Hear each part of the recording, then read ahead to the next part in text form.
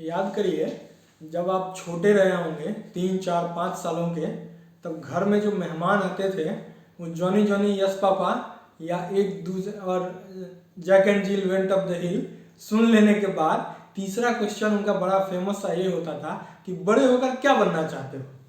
तो बहुत सारे लोग पहले के समय में, मैं जब छोटा था 4 5 साल का, तो हम लोगों के पास 2 3 जवाब होते थे। चूंकि मैं गांव में था कि मैं डॉक्टर बनूंगा या इंजीनियर बनूंगा। अब तो बच्चे पता नहीं एस्ट्रोनॉट क्या क्या बोल देते हैं, हम लोग तो जानते भी नहीं थे वो सब। डॉक्टर बनना एक कहने में बड़ा अच्छा लगता था, डॉक्टर बनूंगा, मैं भी बोलता था। लेकिन जब मैं बड़ा हुआ पढ़ाई में, तो 12th में मैंने बायोलॉजी और मैथमेटिक्स दोनों पढ़ा।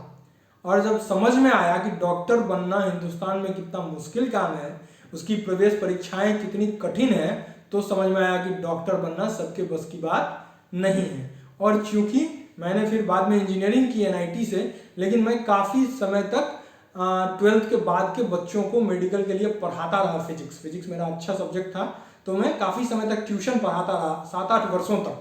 अपनी तैयारी के दौरान भी और बाद में भी मैं लगातार फिजिक्स पढ़ाता रहा। तो मुझे लगा कि डॉक्टर बनना हिंदुस्तान में एक मुश्किल काम है।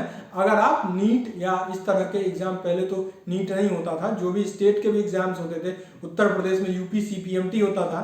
मैं अपने एक दोस्त के साथ जब मैं इंजीनियरिंग की प्रिपरेशन कर रहा था, मैंने उसको देखा UP CPMT की प्रिपरेशन करते समय। बोटनी और जूलॉजी में 50 में 50, 50 में 49, केमिस्ट्री में 50 में 48 लाने वाला लड़का, जिसके पढ़ते पढ़ते पैर फूल जाते थे कुर्सी पर बैठे बैठे, क्योंकि वो 14 घंटे पढ़ता था। 7 8 सालों की तैयारी के बाद उसने क्रैक करा और KGMC से पढ़ के आज वो डॉक्टर बना। कहने का मतलब कि भारत में डॉक्टर बनना मुश्किल है। दूसरा रास्ता प्राइवेट कॉलेजों का है, जो काफी महंगा पड़ता है। आज के समय में प्राइवेट कॉलेजों में 1 साल की फीस 1 करोड़ रुपए के आसपास तक की है। मेडिकल की पढ़ाई प्राइवेट में भारत में बहुत महंगी है, और फिर भी कोई प्राइवेट की सीट खाली नहीं जाती। मुश्किल उसमें कोई सीट खाली जाती है, लगभग सारे भरे हुए होते हैं, लोग वहां पढ़ते हैं जाकर। कुछ लोग विदेश से भी डॉक्टरी पास करते हैं।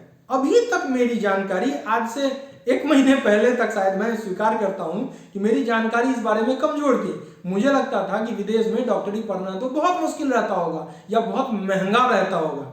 मेरे गांव में एक जन थे जिनकी समृद्धि की मैंने कहानियां सुनी है, क्योंकि जब वो अपने समृद्धि के चरम पे थे तो मैं बहुत छोटा था। उनका एक बच्चा रूस गया था डॉक्टरी पढ़ने के लिए। वो पढ़ के आया पूरा कि नहीं मैं नहीं जानता, क्योंकि मैंने कभी उनको प्रैक्टिस करते हुए नहीं देखा।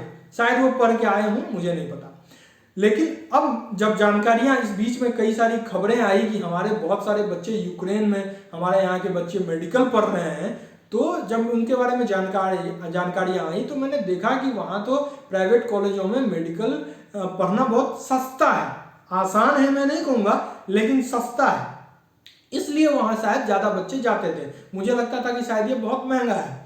आज मैं कुछ रिसर्च किया इस पे, थोड़ी पढ़ाई की, तो मैंने देखा कि 6 साल के कोर्स का अमूमन एवरेज करीब 15 लाख रुपए के आसपास खर्च आता है। 15 लाख रुपए से ज्यादा आपको हिंदुस्तान में, अगर आप नोएडा, ग्रेटर नोएडा के नॉलेज पार्क में और गाजियाबाद की दुकानों से इंजीनियरिंग करते हैं, तो भी 15 लाख से ऊपर तो खर्च हो ही जा रहे हैं किसी अच्छे प्राइवेट इंजीनियरिंग कॉलेज में।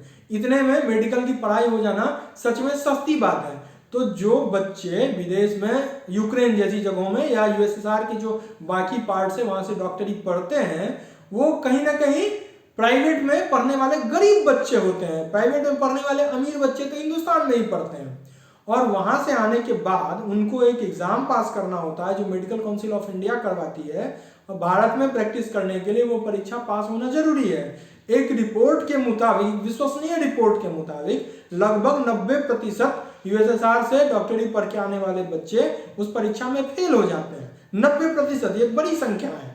इसका मतलब कि वहां की पढ़ाई की गुणवत्ता कैसी हो पता नहीं, लेकिन भारत के उस टेस्ट का जो लेवल है वो कहीं ना कहीं नीट जैसे एग्जाम क्रैक करने जितना ही मुश्किल है।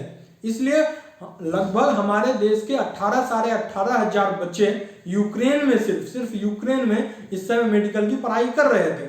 पिछले 10-12 दिनों की कठिन प्रयास भारत सरकार के द्वारा जो किया गया है, 4-4 केंद्रीय मंत्री वहां आसपास के देशों में तैनात हैं, स्वयं प्रधानमंत्री वहां की सरकार से और विभिन्न चैनलों से दबाव बनाकर वहां से अपने बच्चों को निकालने की कोशिश में है, फिर भी आज शाम तक लगभग 16,600-700 बच्चे ही वहां से निकल पाए हैं।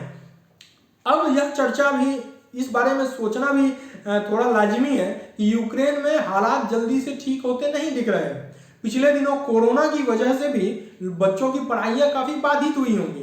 अब लोग ये सोच रहे हैं कि जो बच्चे वहां 2-3 साल पढ़े हुए हैं, बाकी की पढ़ाई उनकी बची है, क्या वह वापस यूक्रेन जाकर पढ़ना संभव है उनके लिए? और अगर वो अपनी पढ़ाई वहां कंप्लीट नहीं कर पाते तो क्या कुछ ऐसा प्रावधान बनेगा कि हिंदुस्तान में उनकी पढ़ाई संभव हो? वैसे ये तो भविष्य में आने वाला समय बताएगा, लेकिन मुझे नहीं लगता कि भारत सरकार इतनी बड़ी संख्या के बच्चों को अपने यहाँ एकोमोडेट करने में सक्षम है। और जिस तरह की मानसिकता से लोग वहां पढ़ने जाते हैं, मुझे नहीं लगता कि वो बच्चे इतनी कठिन परिश्रम करके, शायद यहाँ का अगर कोई प्रोफेशनल एग्जाम भी, कोई वन टाइम एक ऐसा मेजर बनाए भी सरकार, तो जो स्टैंडर्ड है यहाँ के एग्जाम्स का, कि वो क्रैक करके वो फिर डॉक्टर यहाँ बन पाएंगे या नहीं बन पाएंगे, या यहाँ प्रैक्टिस कर पाएंगे या नहीं कर पाएंगे।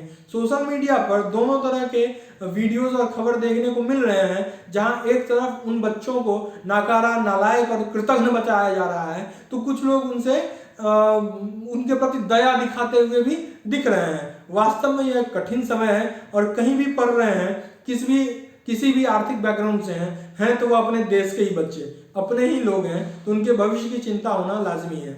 आज मैं उन्हीं के बारे में सोच रहा था, कुछ खबर मिली तो मैं सोचा कि उसके बारे में आप लोगों से बात करूं। वैसे 2 दिन की छुट्टी है तो मैं आज फ्री भी था। आप लोगों को अगर उसके विषय में कुछ और जानकारी चाहिए तो आप पूछ सकते हैं कमेंट में, और जैसा भी लगे आपको फीडबैक वो प्लीज़ मुझे कमेंट में जरूर बताएं। मुझे अच्छा लग रहा है, एक्साइटिंग फील कर रहा हूँ मैं वीडियोस बनाने में।